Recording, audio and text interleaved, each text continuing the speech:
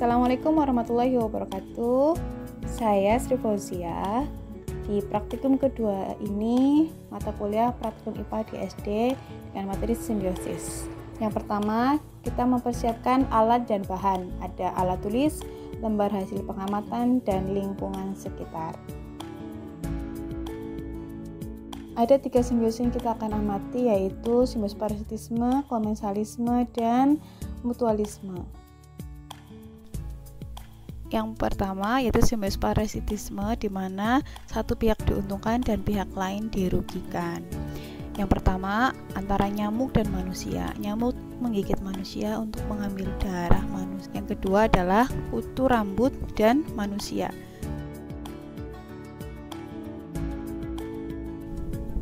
Yang ketiga adalah jamur panu dan manusia. Jamur panu menyebabkan ruam pada kulit manusia dan rasa gatal. Yang ketiga antara ulat dan tanaman.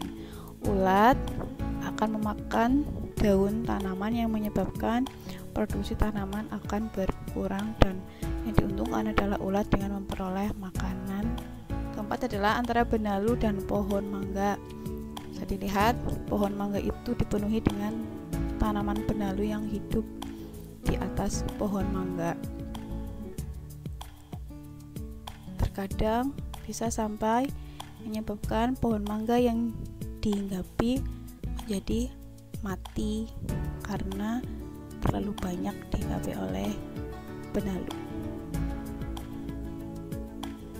Selanjutnya simbiosis komensalisme, di mana satu pihak diuntungkan tetapi pihak lain tidak untung ataupun tidak rugi. Yang pertama antara pohon dan tanaman merambat. Tanaman merambat memperoleh akses untuk mencapai cahaya matahari, dan ada pohon mangga dengan tanaman buah naga. Pohon mangga tidak dirugikan, tetapi tanaman buah naga bisa menopang tubuhnya dan bisa memperoleh cahaya matahari dengan maksimal. Selanjutnya yaitu ada hubungan antara pohon mangga dan burung.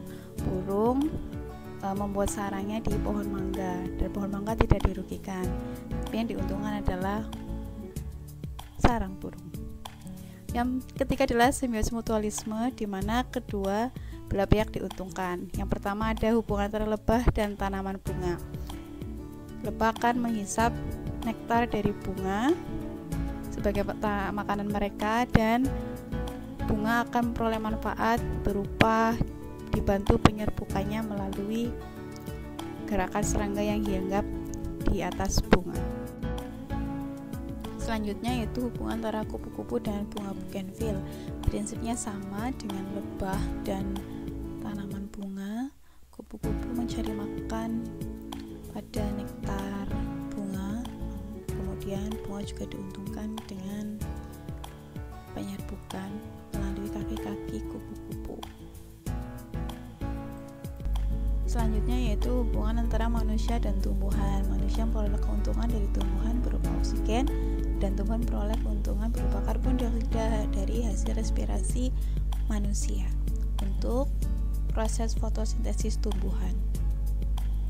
Selanjutnya yaitu hubungan antara semut dan kutu daun.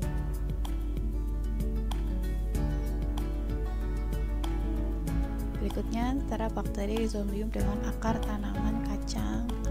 Akar tanaman kacang diuntungkan karena nitrogen yang ditambat oleh bakteri rhizombium, dan bakteri rhizombium mendapat keuntungan tempat hidup di akar.